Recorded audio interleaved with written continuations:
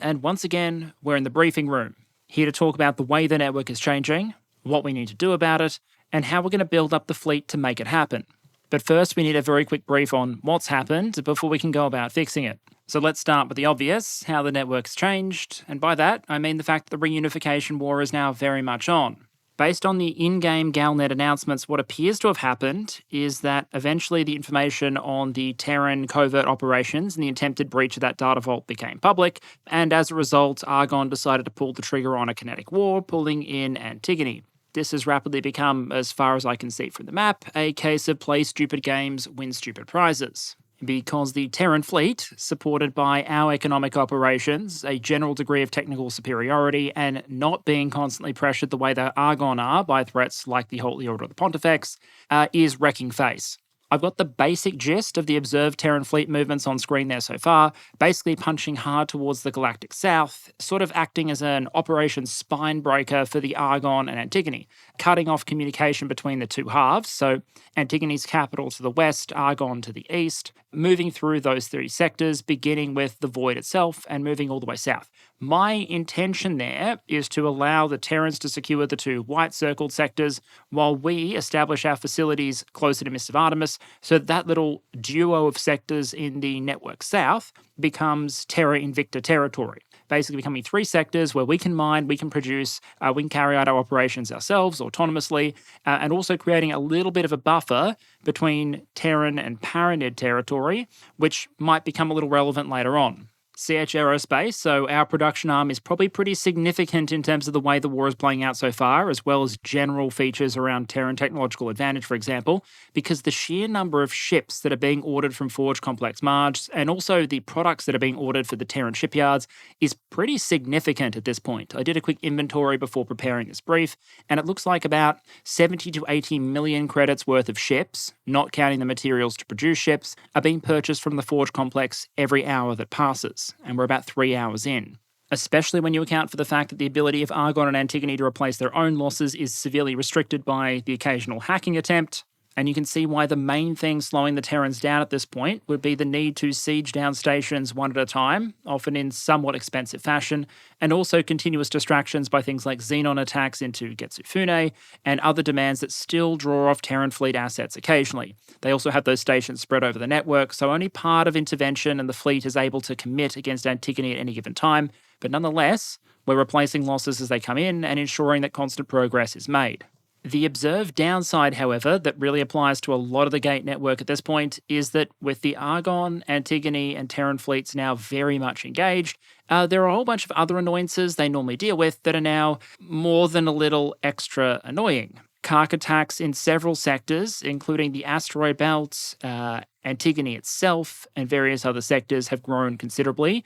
Kha'ak bases that would normally be dealt with by the factions are not being dealt with by the factions, and the Xenon issues in some sectors are also likewise increasing. The most concerning element for us here is probably the Kha'ak problem, especially in the asteroid belt, given how economically significant that is to just about everything the Terran Protectorate, and by extension we do. A lot of our economic activity drives out of there, as well as Saturn. And so as we start to see a little bit of a power vacuum emerge, with some of the great powers being otherwise occupied, I think it's time for us to step in and very publicly show that we can solve some problems ourselves. Issue number 1 is the Kha'ak interdicting mining operations, which means the first step from this episode is Operation Bug Hunt. We're going to deploy our fleet assets very publicly to locate the Kha'ak hives and outposts, neutralize them, and reduce the threat to critical mining sectors. Setting up patrols that destroy the Kha'ak fighters themselves would also be an option, but we're a capital-based fleet, we have firepower, so we may as well solve the problem at its source by going after the infrastructure that spawns those fighters directly.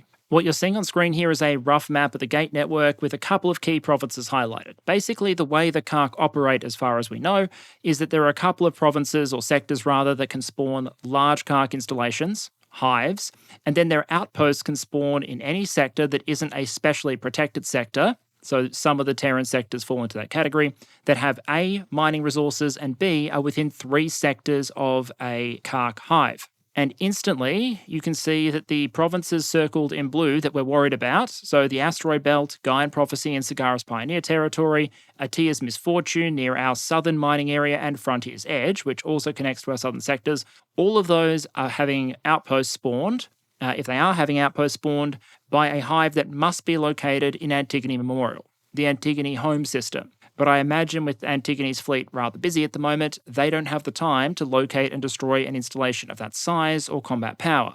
My understanding is that destroying these sites is only temporary. They can eventually respawn, but it takes something like 3 days to rebuild a hive, so the course of action is obvious. We're going to send in an Asgard, destroy the hive in Antigone Memorial, and then liquidate the Kha'ak outposts in the sectors that we care about: Frontier Edge, Asteroid Belt, Guide Prophecy, and Atia's Misfortune. We would also obviously go after any hive that spawned in Heretics End, but at the moment, that sector is showing signs of no Kha'ak presence, so we're good for the moment. We'll just keep an eye on it. At this stage, I don't see a role for Terminus in dealing with the Kha'ak anywhere else in the network, but those are generally covered by fleets that shouldn't be as distracted as the Terrans and the Argon are, so hopefully they can continue to deal with the Kha'ak mostly themselves.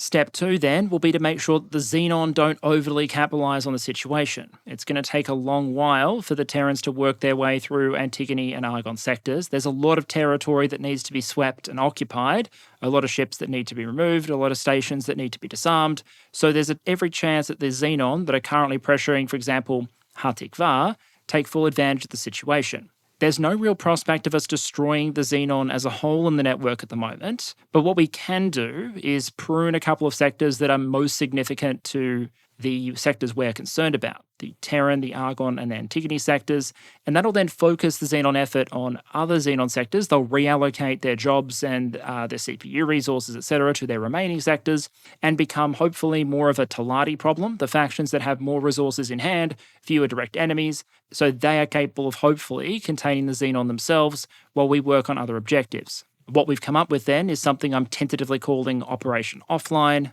a naval campaign intended to steadily remove an entire segment of Xenon presence in the network. The goal is to remove the constant threat to both Hatikva and by extension the highway, and also south into Getsufune as well. We'll start in Hatikva itself, push north, clear the Xenon from a subsector, establish a new defensive facility there to secure our presence and administration, and then move on, repeat the process again and again, destroying every Xenon station in the system before we move on, grinding forward as opposed to, say, racing forward to take out their shipyards. The idea here is to secure territory before we move on, eventually ending up in Savage Spur. That offensive will eventually bring us into contact with the Yaki again, at which point, well, hard decisions will have to be made. As far as I've been able to tell, there is no way to convince the Yaki pirates to cease being, well, pirates. Every time they gain access to resources, they use them to build ships that go and raid merchant traffic in the rest of the network, attacking innocent people, stealing their cargo, etc. They may be friendly to us, but just like the Xayath Patriarchy, that doesn't mean they're the good guys here. And so what I think might be worth doing is getting a couple of large transports, or the Earl King, for example, with an empty crew hold out to that station a couple of times, evacuating as many Yaki as possible till there's almost no one left on the station, and then when we finally get there, destroying it.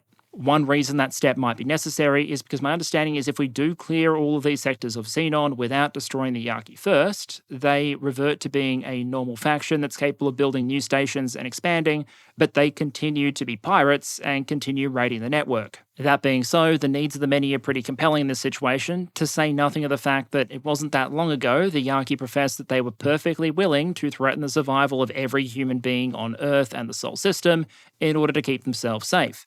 I haven't forgotten that. So while I'm happy to recruit the population of the station off into very low security clearance jobs, the infrastructure itself that supports that piracy gotta go. Those operations will solve some of our immediate challenges, but there are still at least 3 outstanding issues as we head into the endgame. I'm not sure what order we're going to tackle them. Feel free to leave a comment as to which one you feel should be the highest priority and which one we should interact with first. But there are 3 storylines and 3 potential rivals, 3 potential threats to the newly reunified humanity. And the first of them is the split. We've met the split already and we'll do so again, but they are negative relations with both the human factions and the Boron. They have previously attempted to basically destroy the Boron, as I understand it, who were only saved by the intervention of the Argon, and the split responded to this by, taking humans as prisoners with jobs and making them a key part of their economy. That sort of approach to human labour is obviously antithetical to any sort of peaceful relationship with any of the human factions, and I did promise I would burn down the sectors of anyone who threatened my Boron buddies. At the moment, we've just given the Boron the resources necessary to fight back themselves, but there is a long-term problem to solve here.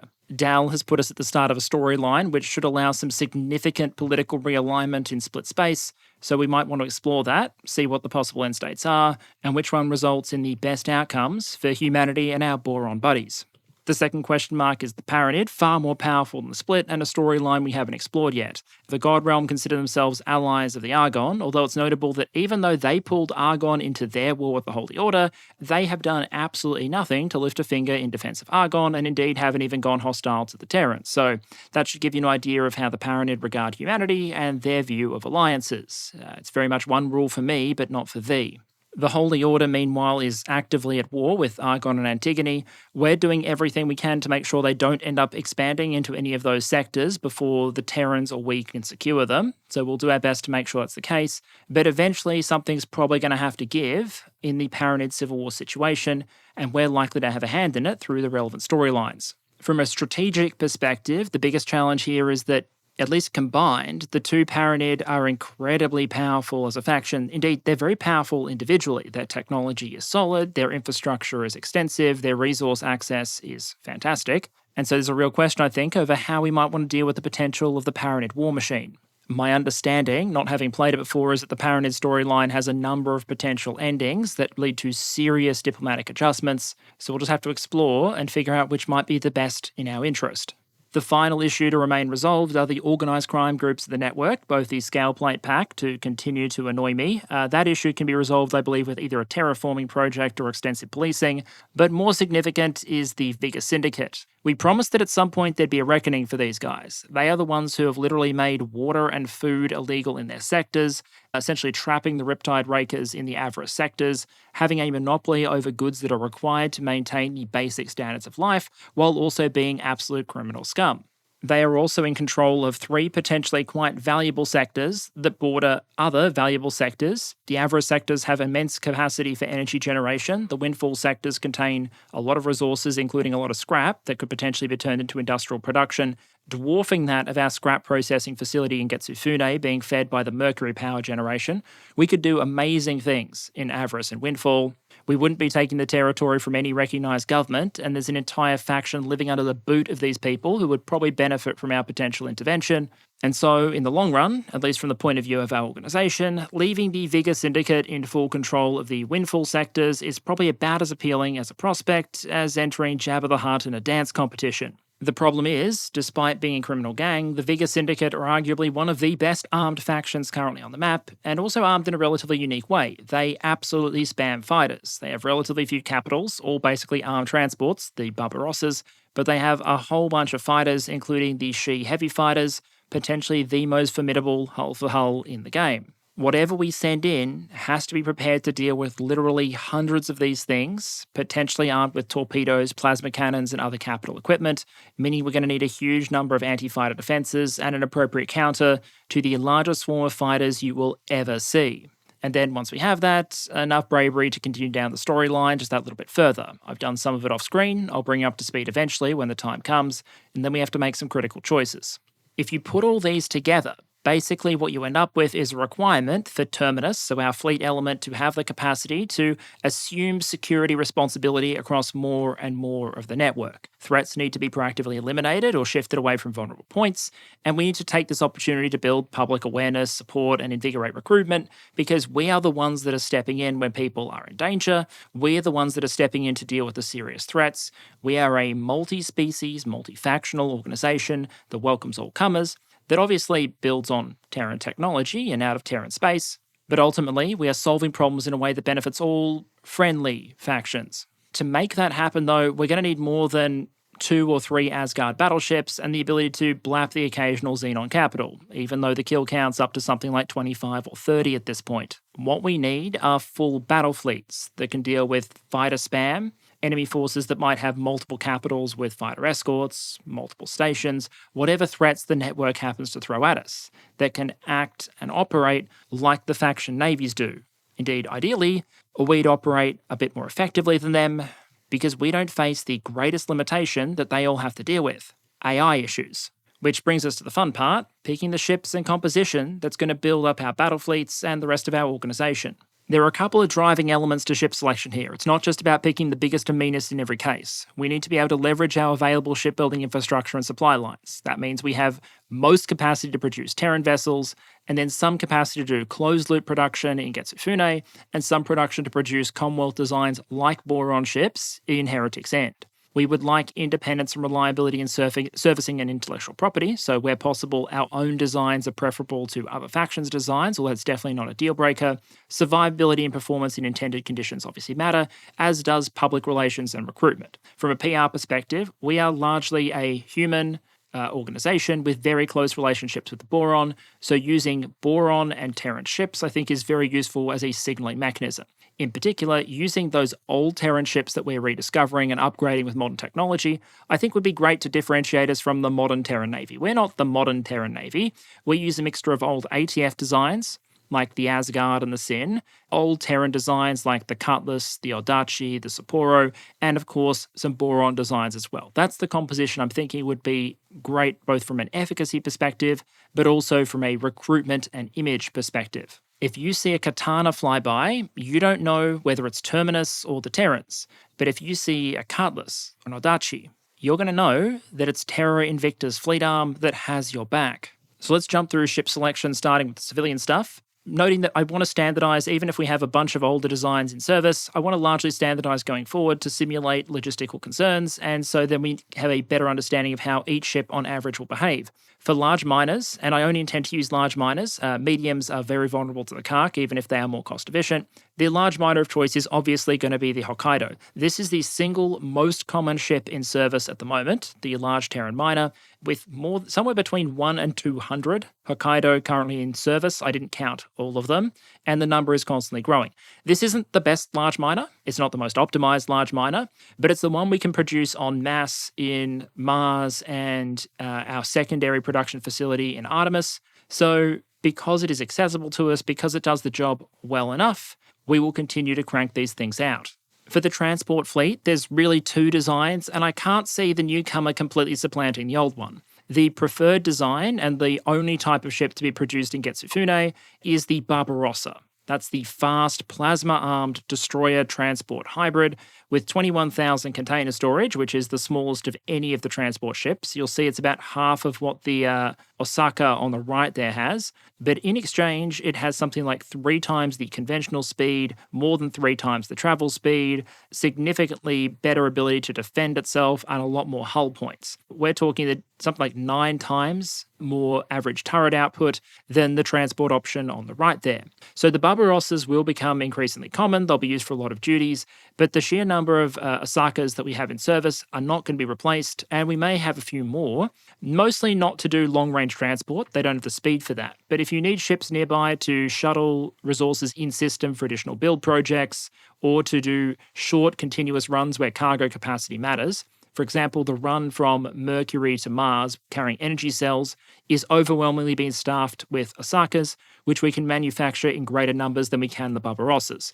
Getsufune has a lot of capacity, but it also needs to divert some Claytronics and hull parts to expansion and also the HQ. It can't do only the production of the Barbarossa. And so our forge complexes have to pick up some of the slack, and we'll have to make do with the Terran large transport on occasion. We may also, as a sort of outreach to the Taladi, because they love profit, buy some of their ships, specifically the Heron E freighter, which is very, very slow, but has the largest container storage cargo in the game. And what this will basically be used for is solely large manual single hauls. So, for example, those build projects for the Terrans, where you have to manually right-click the resources from one place to another in order to get the build site equipped. The Heron might be the ship to do that, because it minimizes the amount of clicks we need to do, while also getting the Taladi on side. Yes, it introduces a third design, but it offers something unique, and like I said, including the Taladi with a little bit of money probably doesn't do us any harm in terms of outreach there. If we do need a fast medium transport later on, there might be room to introduce a limited number of split boas, which are by far the fastest transports I've been able to find that we have access to, but I'm not committing to any of those yet, sticking to L transports at least for the moment. But enough of these boring civilian ships, let's talk battle groups. And here, the goal was to come up with something that could deal with any of those threats we just discussed: Xenon, Kha'ak, or potentially, in large enough numbers, the Vigor Syndicate. What I have tentatively come up with is this, with the main vessels being on the left-hand side of the column and the optional extras being on the right. There'll be a main gun line, which is a single battleship whose role is to destroy stations and enemy capital ships. The optional extra is either a second battleship to add additional anti-capital, anti-station firepower, or a pair of destroyers that might serve a role supporting that battleship, adding additional anti-fighter defenses, and potentially, if we choose a specialist design, maybe some niche applications as well. Then there's a carrier force. The role of the carrier force is just to deal with enemy fighters. Yes, we could establish bombers, but the role I want my carrier to play is anti-fighter. That'll be staffed with a number of fighter squadrons, 4 standard squadrons with electromagnetic armament probably of 12 fighters each, a larger squadron with a second armament option, we'll go through those in a moment, and then a corvette squadron of 8 corvettes. The secondary option to bulk out the fleet a little bit would be to add 2 additional light carriers, each of which can carry 18 heavy fighters, just to provide an additional extra punch. Well, 18 heavy or 18 regular fighters. The point is you could introduce some bombers if you wanted to, or some additional anti-fighter firepower. Finally, there's the support group that bring additional function to the game. There are 2 things that I want to add here as a primary capability boost. The first is an auxiliary resupply and repair ship. These are XL-class ships that can repair the other vessels in your fleet free of charge. Fantastic thing to have. So if we do take damage destroying stations or in fleet engagements, we do not have to retreat back to a shipyard. The resupply and repair ship can do it in place. It can also, if we have missiles being used in our force, it can produce missiles on board from basic resources to resupply the ships in the fleet. I also want a command and scanner support vessel. By default, every ship has a 40-kilometer scan range, which gives a limited degree of situational awareness. There is exactly 1 destroyer in the game that doubles that, and so they might be a valuable addition to the fleet. In terms of other extras there, gunships docked to provide additional flak turrets where necessary, so mostly on the battleships, and then freighters. If you have an auxiliary ship, we can allocate some freighters to them that will go and collect raw resources, which will enable the repair ship to produce resupply goods to keep the fleet active and supplied. All of this is, of course, subject to testing and revision. It may turn out that we need 2 carriers for every battleship, or 1 carrier is enough and we need 2 battleships and 2 destroyers. We don't necessarily think we'll get the balance right immediately, but this is the force that we're going to be testing during our first operations against the Xenon. So with that design in place, let's talk about the ships that are going to fit into each category. For the battleship making up the main gun line, there is only one option, the Terran Asgard. It's extremely survivable, has significant anti-fighter armament, especially if you dock a gunship to it, and there is nothing that is comparable to that XL main battery in range or punch. This is by far the best answer we have to enemy capital ships and enemy stations, and with the Max and the O'Neill already in service, modded and ready to go, they're obvious candidates for these fleet command battleships. Selecting a carrier was a little more complex because there were 2 candidates that really stood out. The Terran Tokyo is fairly balanced, but doesn't offer the unique capabilities that either of the 2 on screen here do. One is the split Raptor, the other is the Boron Shark. The Raptor is the more expensive option with a larger number of fighters carried. It can carry 100 fighters internally as opposed to the 64 of the Shark, and it has some pretty insane and extreme trade-offs. The big one here is firepower versus survivability. The split ship mounts something like 100 medium turrets and some larges, giving it more than 6 times the average turret output as the Shark in those default configurations I'd selected. You could tweak that a bit based on what turret you selected, but you get the idea. The Shark is absolutely bristling with guns, capable of defending itself against fighters at close range, because you have to imagine it would mount something like 100 flak turrets. The 2 downsides here are, 1, that doesn't do particularly well at protecting an entire fleet, only the ship itself, because you don't want to be hurling flak everywhere if your fleet is in operation. Usually the ships won't be close enough together for that to really matter a lot of the time. And the big trade-off here is survivability. The Shark has a hull of 590,000. Ideally, you don't want to take hull damage, and a mighty, mighty shield generator capable of generating 110,000 points. By comparison, the Shark has less hull, 383,000, but unmodified, has a shield strength of 799,000, with a shield regeneration rate something like 10 times higher. 398 for the Raptor, 3,350 for the Shark. If the goal of the carrier is to not die while it transports and repairs its fighter force, I think the Shark, politically and also militarily, meets our requirements far better. For me, the Raptor is intended for solo operations. It's fast, carries a large complement, it can defend itself with its gun armament. The Shark is a consummate fleet carrier, and that's how we want to use it. As to what goes on those carriers, we need a light fighter, because speed and agility matter if you want a fighter whose main job is to kill other fighters, and so it really came down to two final options after going through dozens and dozens of options. One was the Yaki Maria, and the other was the old-school Terran Cutlass. The relationship here is that on paper, the Maria is probably the slightly better fighter. Its sustained weapon output with Mark II pulse lasers is slightly higher than the Terran Cutlass with an electromagnetic armament. The hull is about the same, slight advantage Maria. The shielding is about the same, slight advantage Cutlass. Maneuverability favours the Cutlass, speed favours the Maria. You get the point. The Maria might be the slightly better vessel. We might be able to re-engine it, get more performance out of it, but it is markedly more expensive, and it's a Yaki ship. It's a pirate design. And so given those performance characteristics, unless we were intending to really overhaul the Maria, hand over an entire shipyard to it, give it a completely custom armament, I think the Cutlass is the right choice here. We're resurrecting an old design. It has a lot of appeal. There's a lot of historic significance with the design, resurrecting it, upgrading it with modern technology, and the performance characteristics align pretty well with what we want the fighter to do. Another option that would have been entirely serviceable would have been the Pioneer Taccoa, which, like the Cutlass, has the massive advantage of being able to be produced in our Terran shipyards rather than drawing on the limited resources of our Heretics End facility. But in the end, I think we're going to go with an infinite supply of Cutlasses as opposed to an infinite supply of Taccoas. Like, seriously, the things are super, super cheap, even with a relatively good equipment set. They can use those old-school electromagnetic weapons or the high-energy plasma throwers. We'll be fielding both versions, and so expect to see these things fielded by the literal hundreds. They'll be paired with another fighter hunting ship that we tested ourselves and which I was very impressed with the performance of, the Odachi. The Odachi, with an electromagnetic armament, has the firepower to hunt small fighters, but also, unlike a lot of other corvettes, it can maneuver. It's agile, it can turn, and now that we've unlocked higher tier shield generators, it has about as much protection as high-end Terran options, like the Katana, while being notably a fraction of the price. It's just a smaller, more efficient hull, more purpose-designed for warfare than the later multi-purpose designs the Protectorate and other factions came up with. The main drawback is it doesn't have the speed of the Katana or the flexibility to be equipped with a dedicated anti-capital armament, but if you're using these things to hunt smalls and mediums with electromagnetic guns, it's going to do the job. So every carrier is going to get 8 of them. As for bringing the sensors, there's really only one option. The old Sapporo is the only ship that gives additional sensor range, and it's not a bad choice. It's got some defensive turrets, but most importantly, it has a VLS missile system, which comes equipped with 480 heavy barrage missiles, which are long-ranged, accurate, can fire off bore sight, and are useful against targets that are small, medium, or indeed larges and extra larges.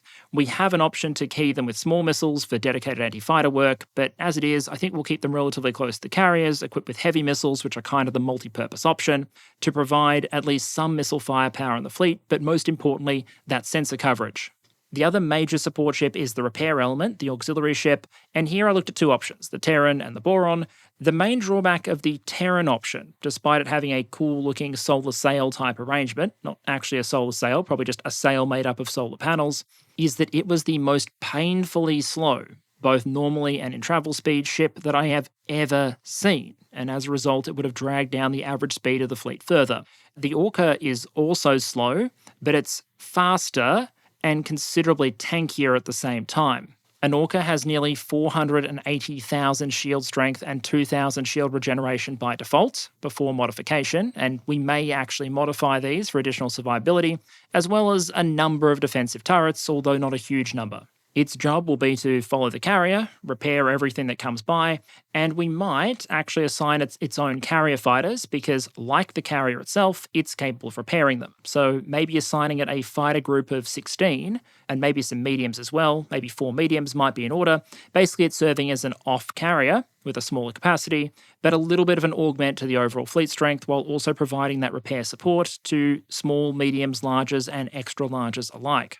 The final option I was considering, and what I think I will go ahead with doing, is providing a little bit of extra anti-capital punch by supporting the Asgards, either 1 or 2 Asgards, with 2 to 4 rays. This is the Boron destroyer, and it's an interesting one. It's far tankier in terms of shield strength than your average destroyer. Still only 273,000 shield strength, but a respectable recharge rate, but not bad for an L-class ship.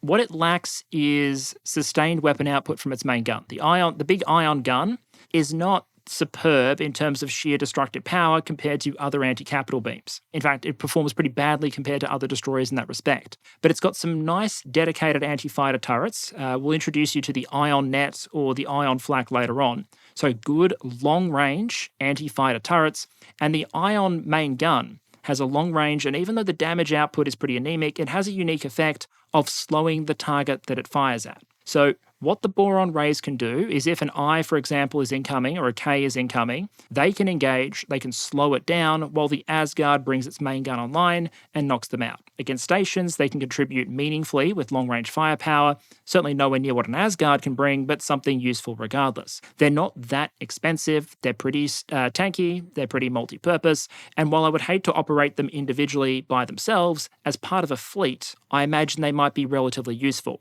As for a light carrier to support the other carriers, if we decide to attach light carriers, as opposed to just another shark, which is another option, the Guppy is the only option. It might also be useful if we need a patrol ship for certain sectors. It can carry a limited fighter complement, it's relatively mobile, and most importantly, it's relatively cheap. So if we need a patrol carrier that can also attach to fleets as required, the Guppy is probably going to be our pick. Just keep in mind that if all you care about is the number of ships being carried, smalls and mediums, the Shark is probably going to be a better deal, credit for credit, than the Guppy is a lot of the time. So there you are. That's the state of play, the challenges before it, and the fleet we need to build to deal with it. For the most part, we've done what we need to do for the Reunification Wars, apart from occasionally hacking a shipyard and making sure the supplies continue to flow. What we need to do now is build up some serious battle fleets, step in to fill the power vacuum and provide security where it's needed, and to make some decisive changes, one after the other, to the threats that remain.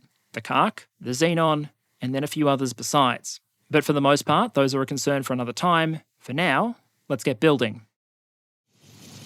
One other note before I jump forward to doing that is I am staging evacuations on shipbuilding sites where I can. What does that mean? It means I roll up large transports that don't have any service crew and recruit as many of the station population as possible before the station is destroyed. That only works with resupply sites, shipyards, and wharves. It doesn't work with all stations. But basically, I'm going to try and recruit people who would otherwise potentially become ejected into space in escape pods or potentially casualties of war. If we can take the human edge Argon off, trading station. We should. And not to do a disservice to this conflict, but we do see... I don't want to be distracted by the war too much, but I also want to observe that it is indeed going on. And so we have large fleet combats between Argon and the Terran Navy at this point now. For the most part, to this point, we've seen a bunch of Antigone Terran engagements. This is one of the first times I've seen a major Argon Terran engagement, this time in second contact to Flashpoint. As you can see, the Terran Navy has rolled in an Asgard, along with its fighter and corvette support. The Asgard appears to be engaging the station itself, whereas we're following a Kukri as it takes part in these fighter engagements. And as you can see, there's a lot going on. It looks like a katana exploding. It's hard to get an impression from afar of exactly who is winning in a furball like this, although it's clear the station is taking a lot of damage. We'll live stream from the Asgard. It does look like there are more Terran reinforcements rolling in. We've got a Falx and some whatnot, although they may be engaging...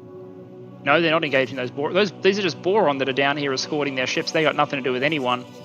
Let's just see if the Terran Asgard is engaging. Oh yeah, that's basically pointing the big gun at the station, or moving to point the big gun at the station, but it's probably on a recharge cycle, and I'm not going to sit around waiting for it to recharge. So, like I said, I won't be watching every battle of this war, but when major engagements like this happen, they're worth paying attention to. So we might maybe have one more look. Let's see what the view looks like from this Terran Katana.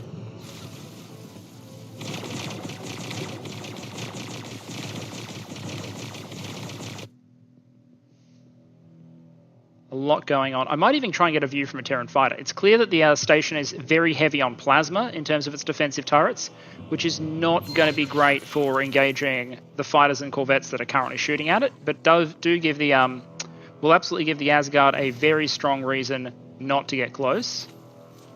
Let's have a look at this Argon Elite Vanguard. Relatively simple fighter, single cannon. Looks like it too is mounting a plasma cannon, so again, not an ideal anti-fighter weapon, but it'll do what it can. Trying to engage that kukri. Now, the Elite Vanguard is a pretty trash fighter, but fielding one of these is probably cheaper. Fielding half a squadron of these is probably cheaper than fielding a Terran fighter in a lot of cases. So, single engine, single gun, pretty basic piece of kit. And it is somewhat cinematic, as you can see all that plasma fire drifting down in the background.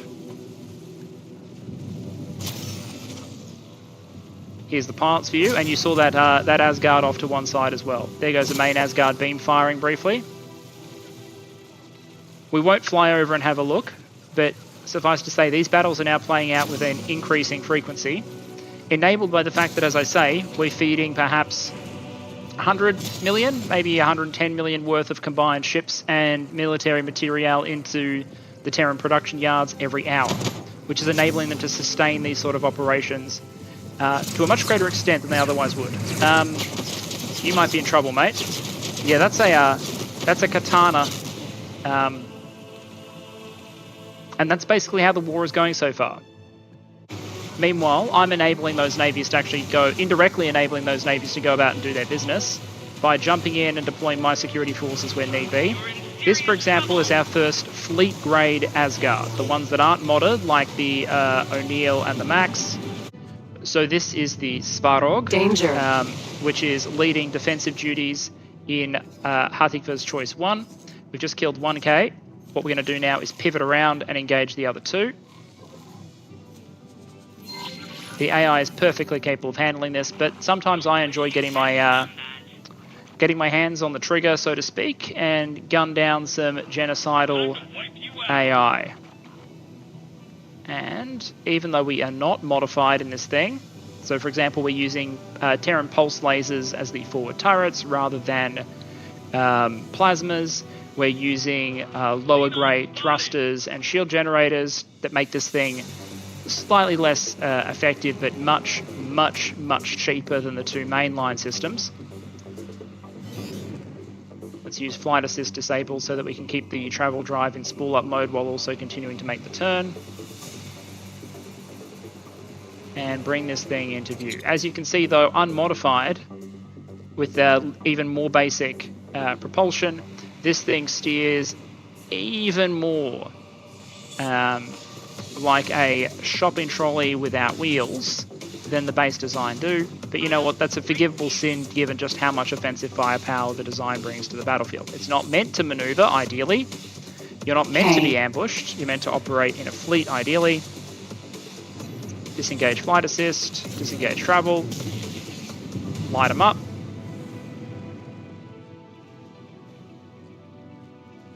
And as I said, this is normally the job of the other navies. You can see even the Talati are helping. But the Argons and the Terran, they're a tad busy at the moment. Although the Terrans are still diverting resources out this way. Some katanas, this katana squadron will make an impact. The Argon have this lovely habit of shooting at the Terrans that are operating as part of anti-Xenon task force. You know, just because of the whole war thing, they don't tend to let those forces go about their business. In any case, let's nuke one more K, then redeploy the big boys to go hunt after those Kha'ak stations, and start getting real about fleet building, because I want to assemble the first units this episode. And I've been working on those shark carriers. You saw the first ones get launched and refit last an episode or two back. It's time to see what those look like as we start bringing together the various fleet elements. But first, Gunnery Officer, Target Front, Xenon K. If you would be so kind as to commence primary ignition.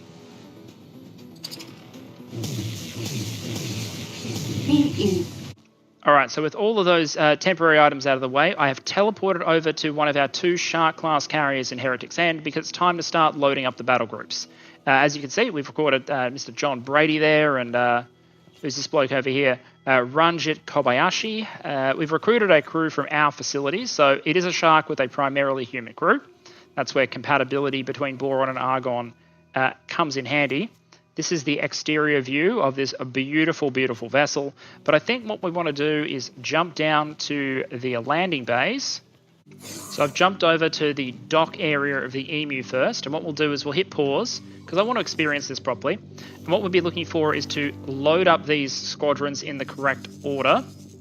I'll start with Emu 1. These are the 3 commanders of that interceptor group, so we will right-click Intercept for Commander, and I'm going to assign them to different groups here just so I can track losses more easily.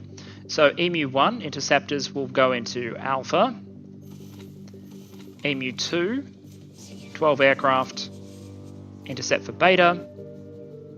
Emu 3, Intercept 4 means that they will engage small and medium ships that are in the detection range, but they won't go after large, extra larges or stations, which is what I want the fighters to do. I want the capitals to engage capitals, if that makes sense. Emu 4 can intercept for Delta. Hept. Now, I'm going to test intercept with the high-energy plasma throwers because they're primarily there to be optimized against mediums, but they also have potential value as bombards in the future, but I don't want them attacking capitals. And then we'll assign the corvettes as Zeta, and the TRS, which is the Sapporo, that's just going to follow Commander. Follow Commander Iota, because I want the scanning ship to be hanging with the carrier in whatever the safest position is, providing close missile and defensive support, as well as that larger sensor coverage. So, with those orders placed, let's unfreeze time. Everyone should be turning. We'll live stream these guys for a moment. You can see all the corvettes and fighters starting to stream in. And we should get an experience of watching some of the fighters come in to start landing on the side pads. Everyone should be swarming in.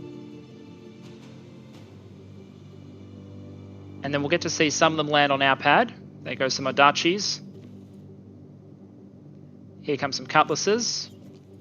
These are the small pads, so we'll be getting cutlasses on the side, and when we board everyone onto the other ship, we'll have a look at the medium pads. So the Boron carriers are unique in they have these virtual landing pads off to the side. They then grab the ships and pull them in. So the cutlasses will land on those pads. It makes loading and unloading much quicker. Key everyone in. Ship goes into storage. Pad is freed, and another cutlass will then be keyed into the same position. And then for the launch process, they will be, as I said, pushed out to the side. That's where they'll launch. Another one will come back from storage. The reason I'm underloading the carriers is I'm setting it so we're mounting enough spacecraft, look, I'm going to mess that one up repeatedly, enough fighters and corvettes to fill the storage capacity, but not to keep the pads packed. So the pads should there'll always be some capacity for other ships to come in for repairs, for any sort of ad hoc work, and also because I just want the flexibility that comes from having the pads free some of the time. So the loading process is continuing apace. Looks like everyone is grouped around. Shouldn't take that much longer to load up. The Shark, one of the great advantages of the Shark, as I highlighted earlier, is they're quick to launch, quick to land, because of that grabbing process off to the side of the vessel. Fantastic. Looks like another wave of cutlasses coming in. I'm happy with that. Agile little things. As you can see, they're maybe not the most practiced when it comes to carrier operations, but you know, they are new pilots. We haven't trained any experts as part of our terraforming project yet, so we work with what we got. Fantastic. Close collision there. Life is okay. All right, I think we let these guys finish. Transport over to the Kiwi, repeat the process, and have a look at the mediums flying in there. But I think this carrier group is getting pretty close to operational. And as we can see, the Sapporo has assumed a close formation with the Shark, and it'll be providing sensor coverage and some missile defense. This also gives you a sense of scale. That is a Sapporo destroyer being completely outmassed by the Shark CV that we have operating alongside it. Now this time we're on the Kiwi. We'll get a view from the dorsal pads, which are the mediums for the corvettes. So once again, this time our focus is on the Odachi. That will likely zoom in towards our Shark. You can see the manufacturing facility that spawned these beautiful ships in the background. as the swarm comes in on the carrier. We will be operating our carriers separately, but you can imagine it would be pretty cool to bring 2 carriers together and deploy like 100 fighters in a single engagement. Because if nothing else, carrier operations in X4 can be very... they're high cost, they're pretty intensive in terms of fleet management and logistics, but they're nothing if not cinematic. Actually, no need, sorry. Here they come for this pad too. They are using all 8 pads. Lovely landing. Straight into storage. Now, I'm not sure how the management would work. Ideally, what I would like to be able to then do is put gunships on the top mounts rather than just have... But I'm worried that they will get stuck in storage with the Odachi launch process, because the Odachis will need to be able to scramble, and you want the gens then sitting on the pad. I'm not sure we can make that work. I'll experiment with it and see if we can make it happen, because adding an extra 24 flak turrets to the top of these sharks would be a significant boost in defensive firepower, but it's not worth it if it gets in the way of our the carrier doing carrier things and being able to operate its corvettes and fighters efficiently. Landing gear deployed. Bring her in. Fantastic. Downside of having a contained atmosphere on deck is that you do have that sort of blowback, which wouldn't be a problem otherwise. I doubt this ship's going to go into storage. It isn't, and as a result, we are able to enter the pad. So if I wanted to, I could go say hi to the people flying the thing. But I think we'll give that just a brief visit. Thank you very much. I love the lack of loading screens. I love that everything is continuous. That's the back of the ship, not the front. And there we are. Here's our crewman. So, just like that, completely seamless. 2 carrier groups established. Good to go. We'll pipe in a Sapporo. There is a Xenon mining ship there. Clearly we need to establish sector security, but the Boron seem to be on top of it. Thank you, Boron buddies. They spend most of their time shooting at Split, but they're clearly not above policing Xenon, and the Boron are not as overextended as the Terran and Argon and Antigone at this point. Speaking of the Argon and Antigone, the Void is now firmly in their control, although Antigone has tried to set up an alternative wharf.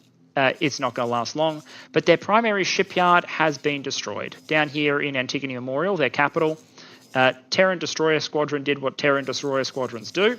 Antigone no longer have a primary shipyard, and the Terrans are establishing their own industrial facilities in the capital system of Antigone Memorial. So, yeah, they're clearly doing very well. Second Contact 2 Flashpoint has its first Terran defense platform going up, but as yet still remains very much in combined Argon and Antigone control. Argon have lost a wharf, but they retain their primary shipyard, which means they can produce capitals, they just can't produce the smaller stuff, unless they produce it all the way up here in Guiding Star 7, up near Split territory, which they can do, and we're keeping an eye on it. It has its own resource base, but they often get into fights with Split ships. So it's a long way to go for Argon ships produced in the network northeast to make their way back to the fronts, the central front, so to speak. What else do I want to say? The next step is probably to assemble the other supporting parts of the fleet. We have bought, I believe, if not, we'll go get it now, the Orca blueprint, which is a beautiful ship. These are going to be the repair vessels for the fleet. Once again, we will outfit them all-round Mark IIs, Boron Mark 1s. The shield generators, I only bothered buying the Mark IIs. They're Boron ships. I'm not going to dishonor them with Mark 1 shield generators. The turret groups, they're mediums. So once again, they're going to be arcs. We'll have to buy the medium shield generators. But I can launch the vessel without those and refit them. But we'll go buy some additional blueprints. I'm perfectly happy with arc turrets. So I'll go buy some blueprints and then send this out. We'll give it a crew. We'll give it some consumables. We'll send it to finalize its refit in Boron yards. But we're getting to the point now where we're producing enough goods that we really don't have to send them to refit. The main barrier to producing these large ships in Heretics End is at this point hull parts. We don't produce anywhere near enough hull parts. We've got the specialist stuff like drone components, shield components, engines, etc. But I'm going to have to ramp up hull part production. So we're working off 5 modules at the moment. I'm going to go to 10, and then I'm probably going to go to 20 hull part production modules just to be able to crank out these large capital hulls relatively consistently at Heretics End. Just a brief break to get some more energy cells and whatnot in there. I will note that the workforce at Heretics End is only 4,000 of the optimum 25,000. It's lagging. The other facilities are not. Forge Complex Mars, for example, has a capacity of 42.5. It's working towards a capacity of 46 against a requirement of 45.8, and it currently has 36,141 workers in place. In total, all of our factories have hit that 100,000 goal just, with about 85 to 90% of our employees being humans and 5 to 10% being the Boron. We can actually check that. Yeah, it's a bit more than 10%. It's closer to 14% because our total workforce is a bit higher than 100,000. We have almost 16,000 Boron working at their station. They're working towards a capacity of 18,000, which I will build up to a capacity of 24,000 to meet the optimal requirement of 21 and growing. You can see more food production going in, more oases going in for that sweet, sweet efficiency. What was originally just a water production station is expanding to the point where it now pumps out hull parts and Claytronics and is a critical part of expanding the rest of our network. The other big industrial hog, of course, other than the shipyards that are feeding the ongoing war effort. So, for example, Forge Complex Mars, if we look at sold, this will key it just down to ships. In the last 54 minutes, the shipyard has sold 70.5 million credits worth of ships to the Terran Navy. The ones that are grayed out are ones that have already been destroyed. So the vast majority of ships are still intact, but some kukri, a gladius, more kukris, a katana. I wish they would switch from using the kukri to something useful, but most of these ships are intact. They've just bought another... No, that's a recent buy. That's a katana. So most of these ships are still intact, but they are buying about 70 an hour. If we expand it to 3 hours, 170 million. So a little bit slower overall, but pretty good in terms of the amount that we're selling. Not to mention the fact that materials continue to be sold. And as a result, what I'm finding is that I both need more trade ships and I still need more capacity, because I would love to be building ships from here too, because our southern yard down in Artemis is not producing quickly enough to keep up with demand. There's a lot of requirements being pushed on it, including just for its own expansion. At the moment, I'm focusing on workforce, but really, I want more substrate and silicon carbide and whatnot as well. So we'll work on that too. At the moment, just running 2 small medium bays and a large bay, without even adding an XL bay, which we need to do soon, is keeping that complex pretty bloody busy. Meanwhile, the headquarters, rounding out smart chip production, starting with 15 modules. This will be 12 modules, and then I'm going to expand to 16, good number of smart chips to start with, because they're a part of terraforming, and we don't have any production elsewhere yet. Because once these von Neumann constructors finish, which requires another 1,800 substrate and 12,000 carbide, the next step, remember we're doing this for roleplay purposes, not just the minimum requirements to meet the objective. We don't actually want to complete it. We just want to be as impressive as possible. I'm going to go clean refineries, factories for even further discounts. Then we're going to clean up, or at some point before that actually, we might go straight to clean up toxins because it doesn't require any advanced components. The precursor to clean up toxins is to solve the toxic... First you need to solve the toxic plants that are creating the toxicity, then you need to clean it up. So the goal we need to start with first is genetically modified toxic fruits. That'll cull it. Cull it has a 25% chance of going wrong, but is cheaper. So we'll gene mod the toxic fruit to not be toxic anymore. That requires 281,000 medical supplies. I don't believe that's a discount. Minerals and refined goods. Is medical supplies a refined good? I don't know. This is an open question.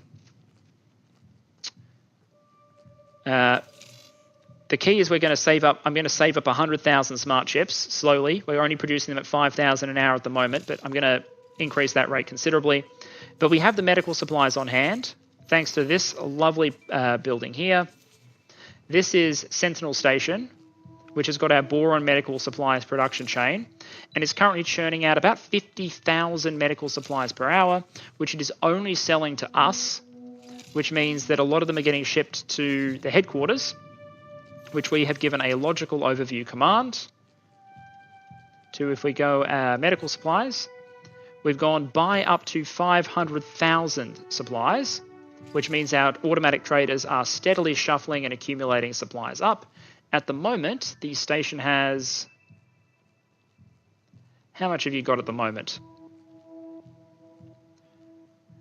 We're storing 198,000. So we have enough for the project.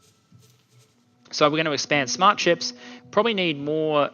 we need more of everything. We need more fabrication bays to build drones faster. We need more Terran production stuff to build the drones. We're going to need even more smart ships, probably. And then eventually we'll expand out different production chains using this sort of structure. You build a little wing. That wing is dedicated to the production of maybe one good, so you can very clearly visually see it. Then you build another layer, even if it's not completely space efficient. You put production of another good there. And with that, we will slowly build out the headquarters to self-support its own terraforming effort. I'm going to complete Von Neumann constructors, get the first auxiliary ships to join the fleet, and then we'll be back. Now that I know that Argon shipyards have a little bit of a limited lifespan, let's grab their ship blueprints. We've already got the Colossus, but now we need the Vanguard variants. I think we'll grab the Nomad because that's unique. We'll need the Behemoth. I don't like the old Vanguard. I wanted to use just the E's, but we'll grab the Magnetars. Absolutely the Shoyaku Vanguard. I'm not sure why we want all these transports, but we'll grab them all just for posterity. All the Argon mediums. All the Argon smalls. For a total of 317 million extra. And from the Boron, we'll want the Ray Destroyer, the Guppy Light Carrier, and then a whole bunch of equipment. We'll want large turrets. We have the Ion Flak and Ion Net already. Fantastic. I think we have most of the turrets that we're going to need. Weapons will need their main gun. Is it this thing? No, there we are. Ray Ion Projector, so we'll need that. I think that's the only weapon we need to buy. Shield generators. We'll want the large Mark IIs or Mark IIIs. This is a question. Do we want to economize or not? We have the Mark IIs for XL.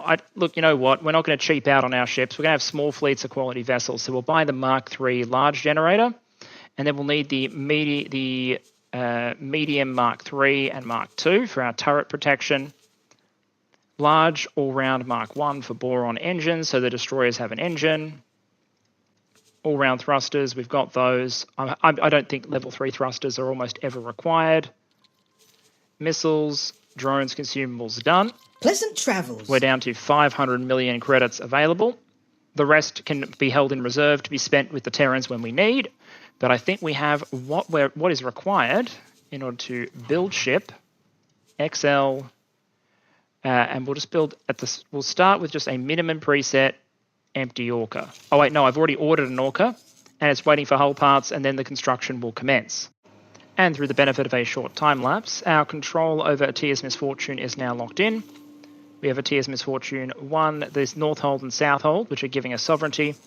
And although some of the remaining factories are being harassed by the Kha'ak, as opposed to us or the Terrans, our hold is now pretty much secure. This is now mining territory to support corporate operations out of the Mists of Artemis. And I've just checked the time and realised that this is probably where we should wind it up as fleet construction progresses.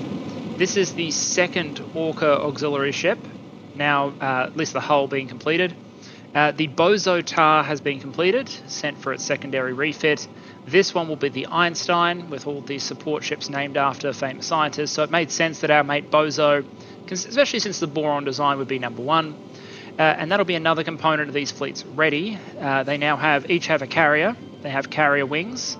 They have a Sapporo for scanner and command support. The auxiliary ships are almost complete. I'm not sure if they'll get fighter wings as well. They will, of course, need gunships in some cases. And then we're almost there. The only question is, do we add additional rays for additional bombardment supports, considering they slow the enemy, as we discussed?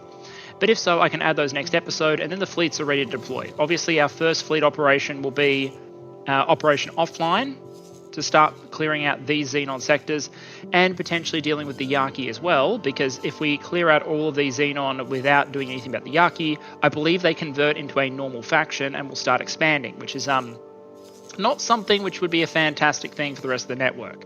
As friendly as they are with us, every time I see their ships, they are raiding all over the place, doing damage to everyone else. So no cause to allow that to happen, but we're a long way from that. We need to move through Thaka's Cascade first, Matrix 79, and each step of the way what we will do is we will secure a bridgehead, construct a station, clear the Xenon stations, move on, bridgehead, clear the Xenon stations, move on. I may concentrate both battle groups for this as a test, or I may see how an individual battle group performs by itself, at least initially, and keep the other one for response duties. Then there's the question of storyline. There are 3 storyline threads that we need to pull on. The Vigor Syndicate, the Paranid, and the Split. We discussed this in the PPT section. I will probably start moving the storylines along, maybe starting with the Paranid or the Split next episode. And then we'll have to make a decision on who we start pulling the trigger on first in terms of the major changes that those storylines can commence. Whether we want to escalate and how we want to escalate the Paranid situation, the Split situation, although they're not in the best shape themselves. So yeah, options there. What we'll do is we'll push the storylines along, and then we'll start making the decisive choices from there. So far as the overall war goes, I expect Frontier Edge will fall to the Terrans either before the start of next episode or during next episode. Antigone Memorial is also contested at this point, which is the basis of all of Antigone's power, really. And then it'll be time for battles in the Argon sectors as well.